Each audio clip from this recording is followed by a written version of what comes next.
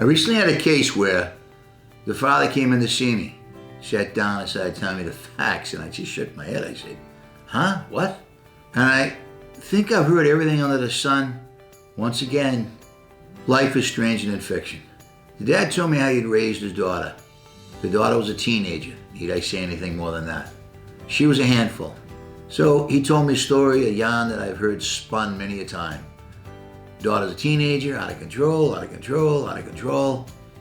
But as always, we discussed about therapy and family therapy and trying to help her with the pressures of the day, which were not part of my generation.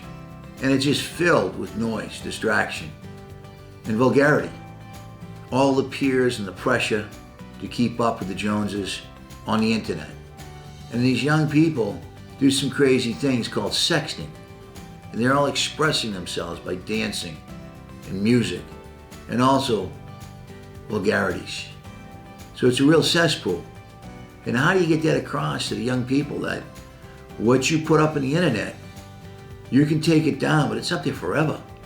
They just don't grasp that concept. That if God forbid you do something that you shouldn't do, it's there forever. And what happens when it comes time to apply for a job or college or something that could really impact and make a difference in your life, and oops, I did something stupid on the internet. There's no turning back. There's no doing a do-over. There's nothing like in basketball, they say no harm, no foul. You eat it, and you eat it big time. A dad that was trying to corral his daughter, and she put some lousy things up on the internet. And the ex got a hold of it and used it against him in probate and family court, trying to gain what she couldn't get normally, called custody. And what was that game all about? That game was all about mom didn't want to pay child support. Can't say I blame her. But with the burden of paying child support goes the benefits of visiting with the child. And once she had the child during visitation, next thing we know, the daughter was making up all types of bogus, false, baseless allegations against dad. Then we're off to the races, back into probate court. He said, she said, they said, we said. All garbage. And the judge is sitting there, just rolling his eyes, doesn't know what to do. And I can't say I blame him. And nor did DCF know what to do who are involved. Because they're caught in the middle with he said, she said, they said, we said. And it's just ugly, and it got uglier. The child wanted to go live with mother.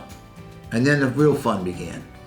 The father knew the game, and he understood that the child would be back. Because the child was like oil and water with the mother. They just didn't get along.